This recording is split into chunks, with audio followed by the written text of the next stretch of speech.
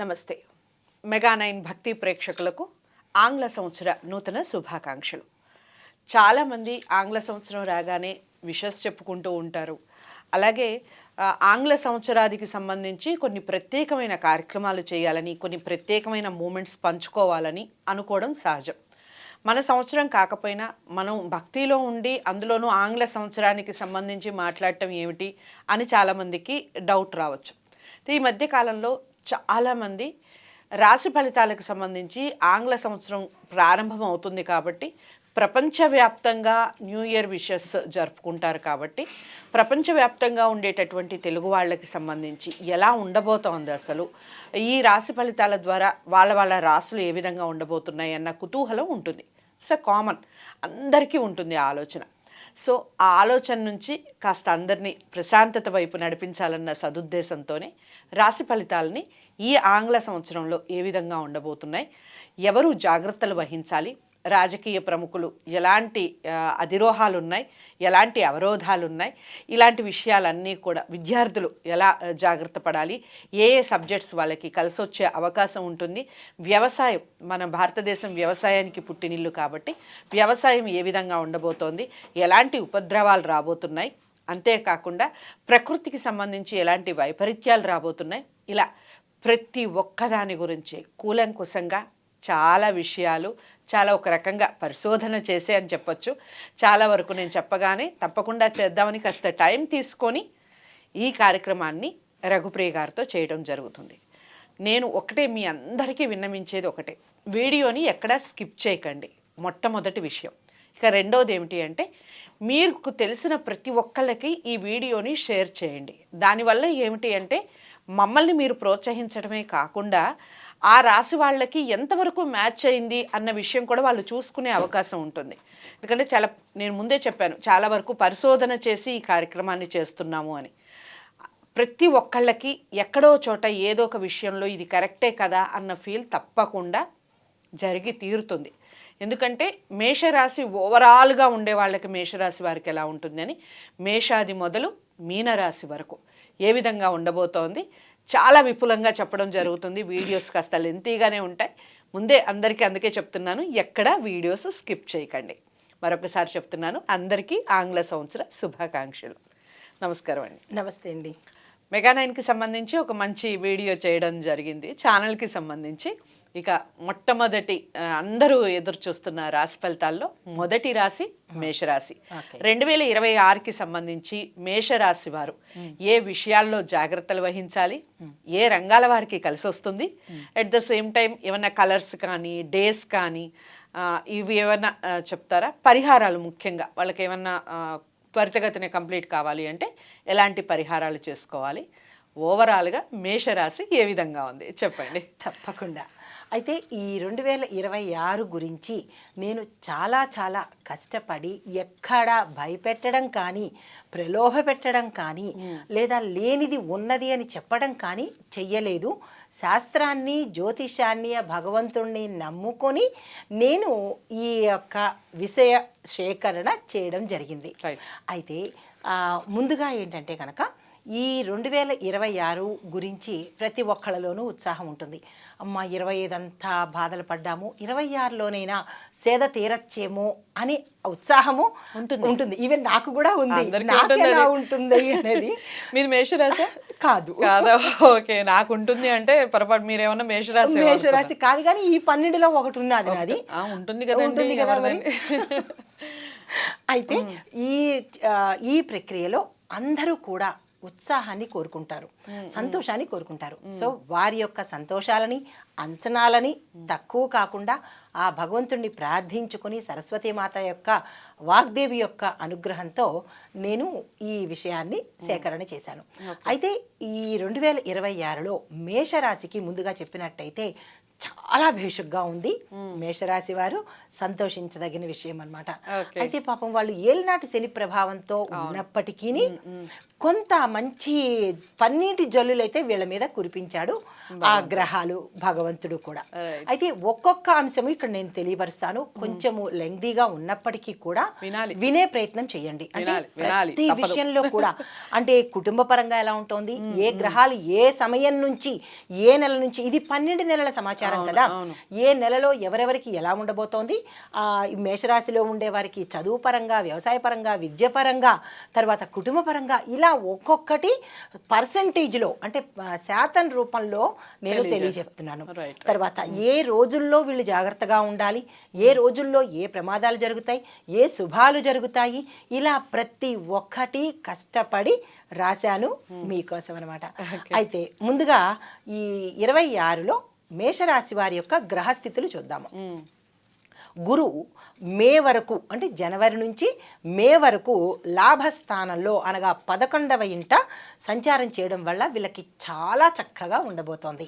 తర్వాత మే తర్వాత నుంచి ధనస్థానము అనగా మళ్ళా 2లోకి ప్రయాణం చేస్తున్నాడు. ప్రయాణం చేసినప్పుడు సంపదలు పెరుగుతాయి, ఆదాయాలు విశేషంగా పెరుగుతాయి అన్నమాట. ధనపరంగా వీళ్ళకి పన్నీటి జల్లు. తర్వాత శని భగవానుడు 11లోకి వస్తున్నాడు. అప్పుడు ఎలా ఉంటుందంటే లాభాలు, రాజకీయ వర్గంలో ఉన్న వారికి, రాజకీయ నాయకులకు విశేషమైన గుర్తింపు కలుగుతోంది. వాళ్ళు అంతవరకు డల్గా ఉన్నా ఒకసారిగా వీళ్ళు మంచి గుర్తింపు తెచ్చుకుంటారు. తర్వాత నెట్వర్క్ శక్తి కూడా వీళ్ళకి పెరుగుతుంది. అంటే వీళ్ళకి ఫాలోవర్స్ కూడా ఎక్కువ మంది పెరుగుతారు శని భగవానుడు వల్ల. శని భగవానుడిని వీళ్ళు ఇంకా ప్రసన్నం చేసుకోవాలి.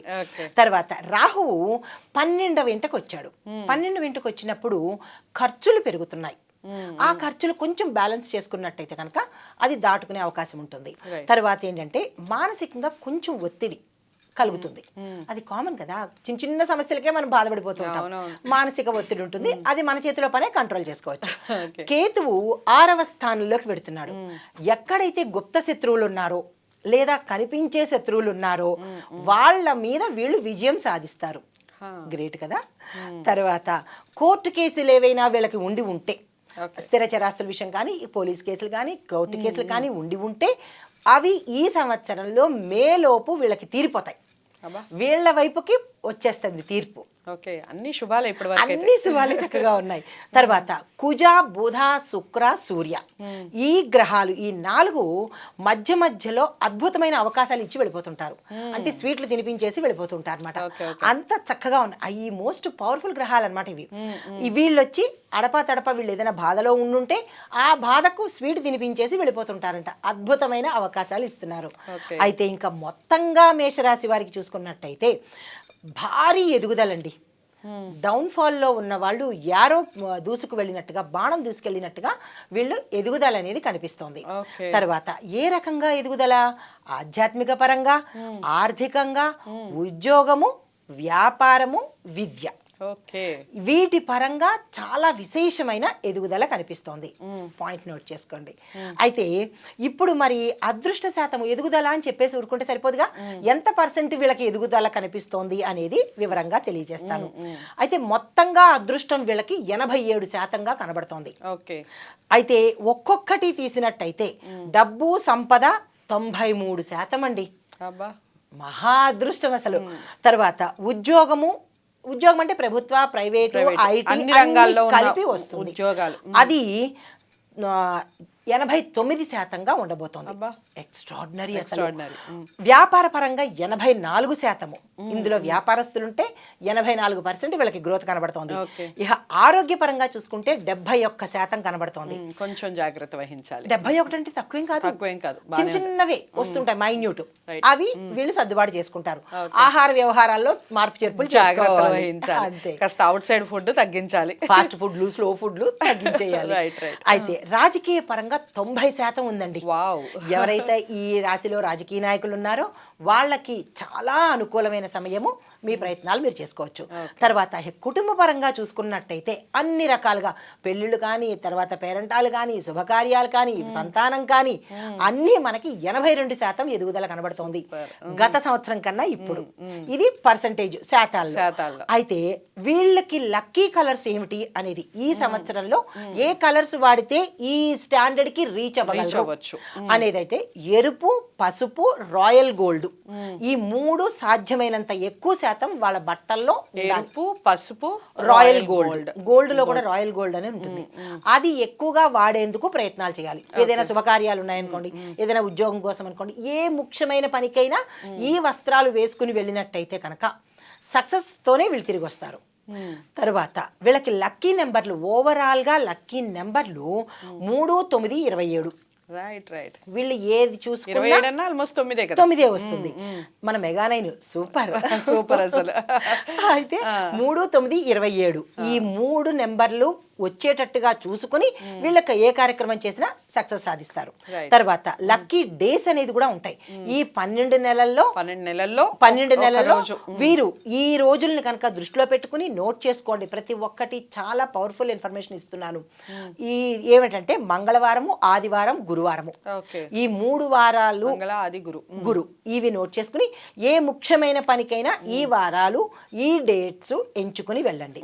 తర్వాత మంగళ గురు అయితే ఈ వీళ్ళు జాగ్రత్తగా ఉండవలసిన శుభ నెలలు, జాగ్రత్త నెలలు కూడా చెప్తాను, చెప్పండి, నోట్ చేసుకోండి. జనవరి, ఫిబ్రవరి, మే, తరువాత జూన్, జూలై, సెప్టెంబర్, నవంబర్. మళ్ళా ఒకసారి చెప్తున్నాను. జనవరి నెల జాగ్రత్తగా ఉండాల్సినవా? శుభమైన నెలలు జనవరి, ఫిబ్రవరి, మే, ఈ 3 నెలలు. తరువాత జూన్, జూలై, సెప్టెంబరు, నవంబరు. అంటే ఓవరాల్ గా వీళ్ళకి 7 నెలలు లక్కీగా ఉన్నాయి.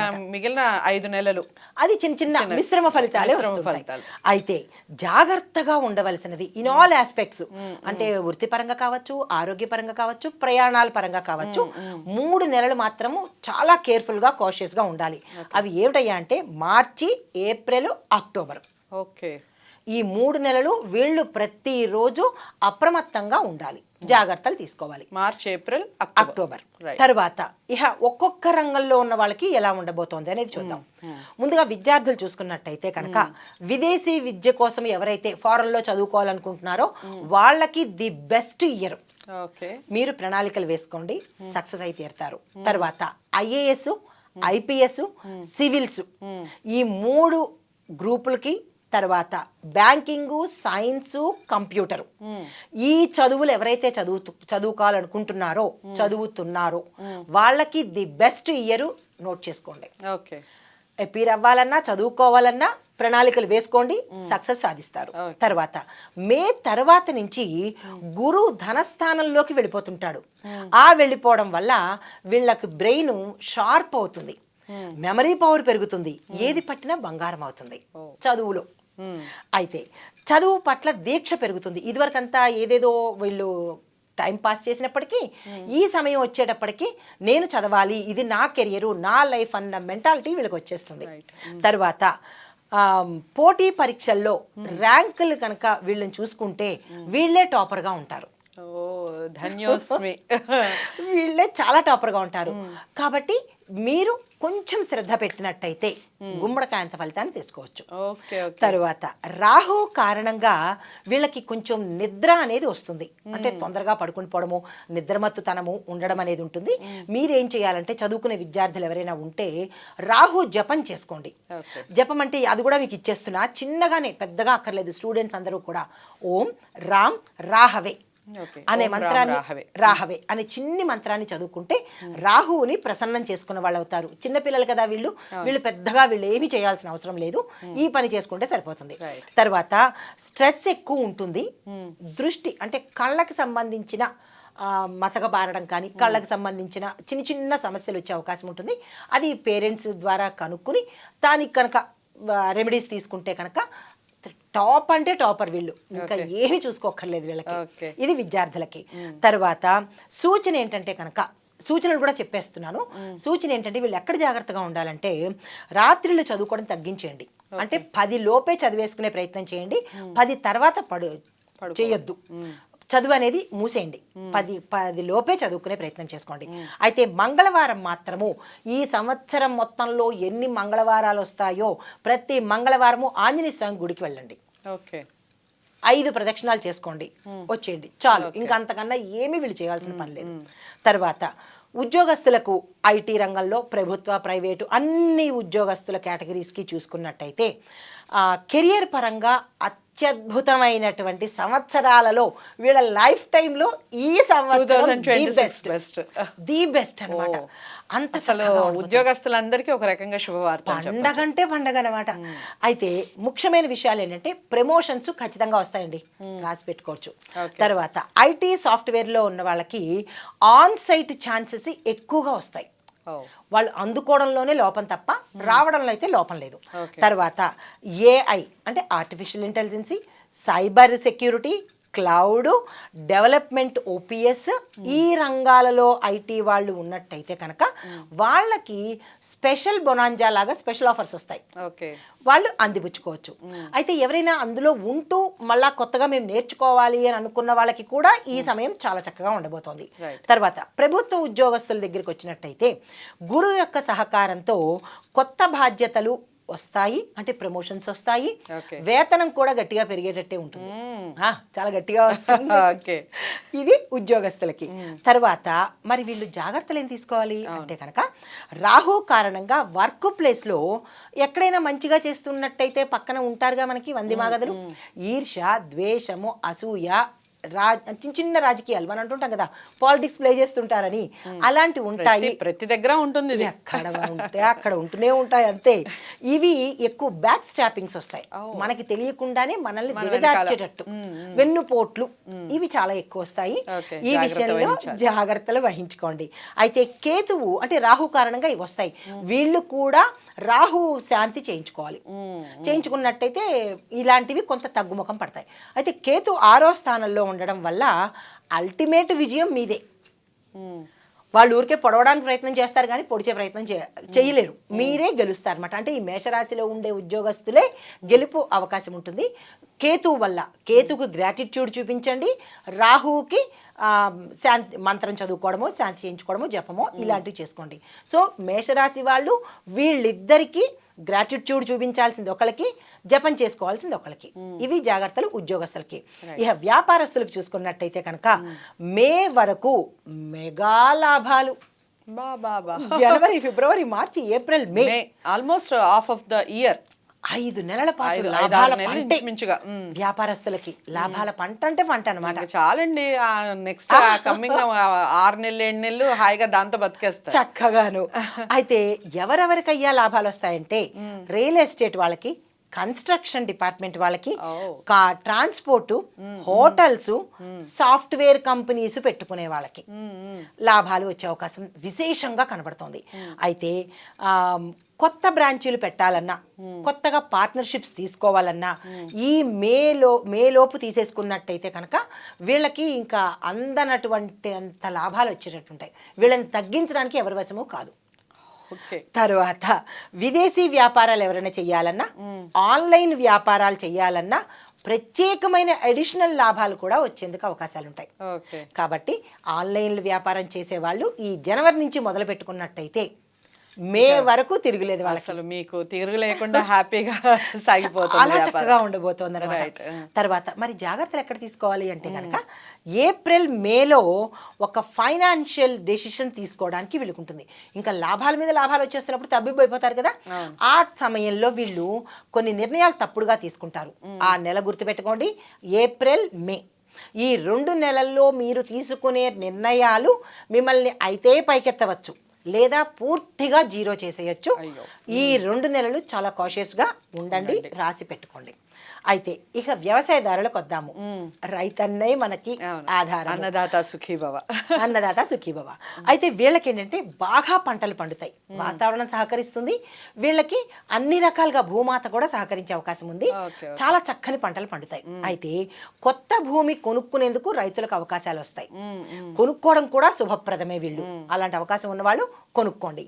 అయితే మోటార్ బావులు, బోర్వెల్లు, సేద్య యంత్రాలు ఇవి కొనుక్కున్నట్టయితే విశేషమైన లాభాలు వస్తాయి.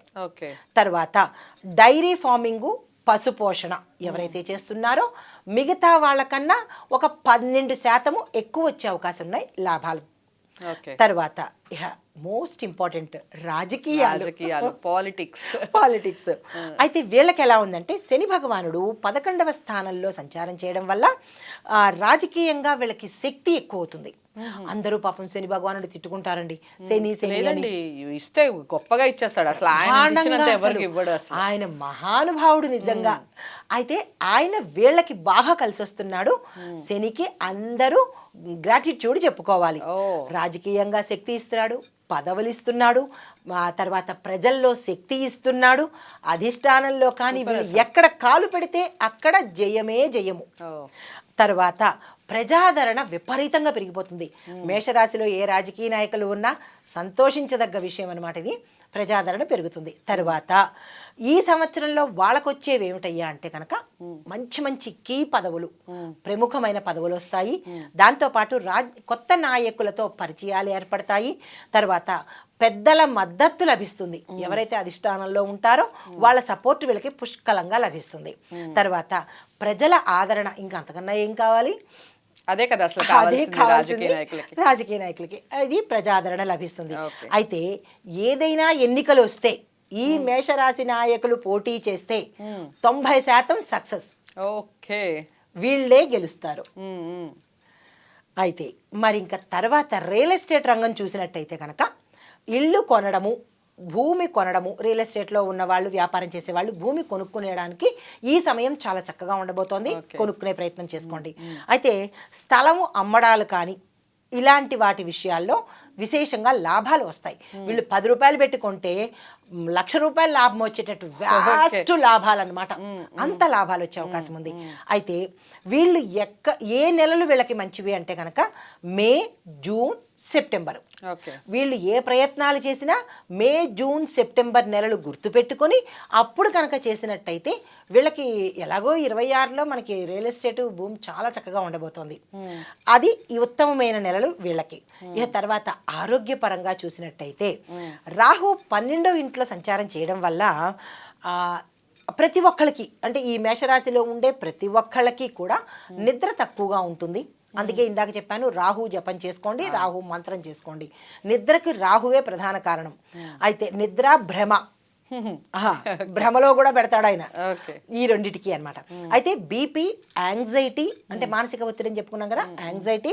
తర్వాత హార్ట్ పాల్పిటేషన్స్ ఎక్కువ వచ్చే అవకాశం ఉంది. అంటే హార్ట్ పట్టేయడం కానీ, స్టంట్లు వేయడం కానీ, హార్ట్ రిలేటెడ్ ప్రాబ్లమ్స్ కానీ, ఇలాంటివి అంటే కొలెస్ట్రాల్ స్టక్ అవ్వడము, ఇట్లాంటి హార్ట్ రిలేటెడ్ సమస్యలు వచ్చే అవకాశం కనబడుతోంది. ఈ విషయంలో జాగ్రత్తలు తీసుకోండి ఈ రాశిలో ఉండేవారు. అయితే కేతు 6వ ఇంట్లో ఉండడం వల్ల ఏమవుతుందంటే పెద్ద ప్రమాదాలు తప్పుతాయి. పెద్దగా ప్రాణ ప్రమాదాలు ఉండవు, కానీ చిన్న చిన్నగా టచ్ చేసి వెళ్ళిపోతాడు. కాబట్టి రాహుకి సాధ్యమైనంత దానాలు, జపాలు, ఆలయ దర్శనాలు చేసుకోవడము, మంత్ర జపము సాధ్యమైన సార్లు మంత్ర జపం, ఓం రామ్ రాహవే నమః అనే మంత్ర జపం చేసుకుంటూ ఉండాలి. తర్వాత ఇక కుటుంబ జీవనం చూసినట్టయితే కనుక ఇంట్లో శాంతియుత వాతావరణం ఉంటుంది.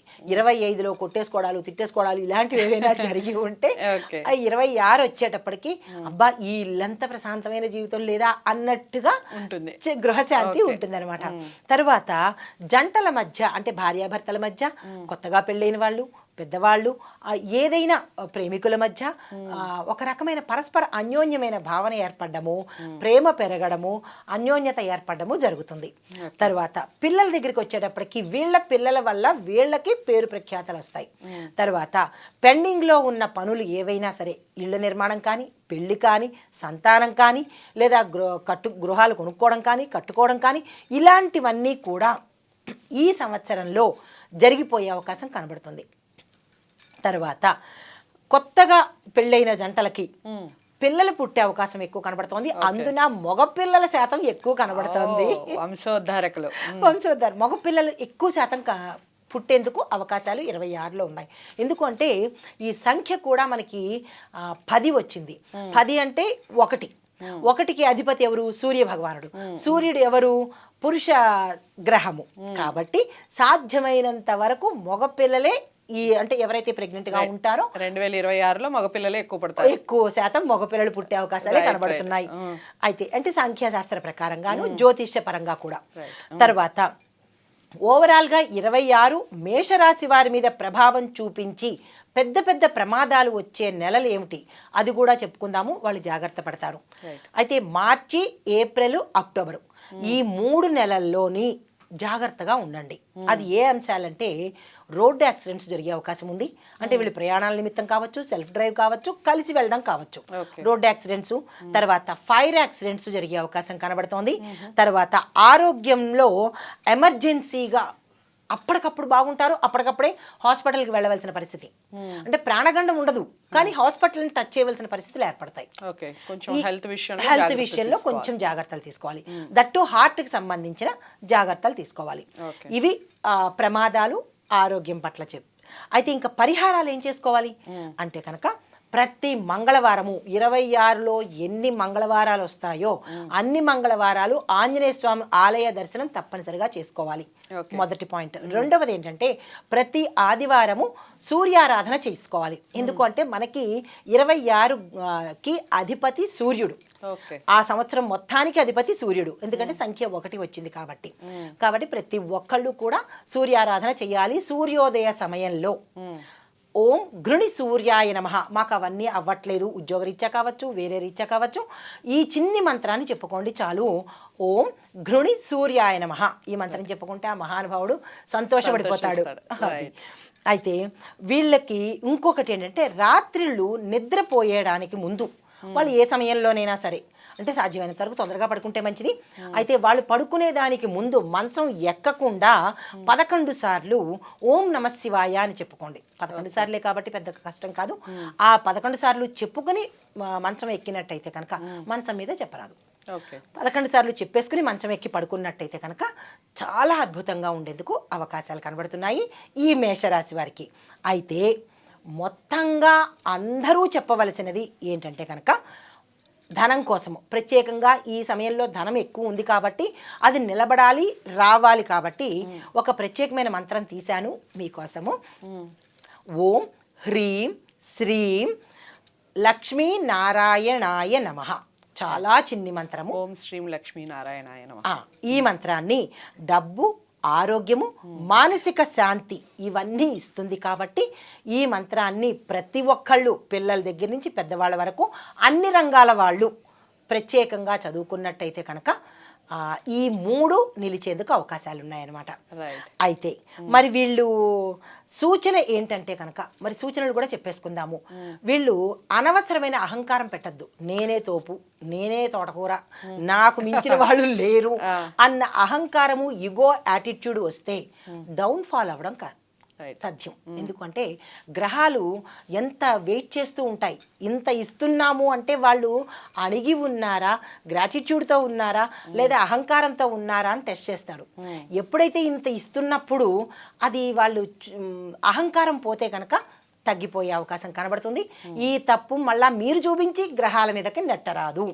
అయితే మీ యొక్క మాటకు విలువ పెరుగుతుంది కాబట్టి బుధుడి వల్ల పెరుగుతుంది కాబట్టి ఆచితూచి మాట్లాడే ప్రయత్నం చేయండి.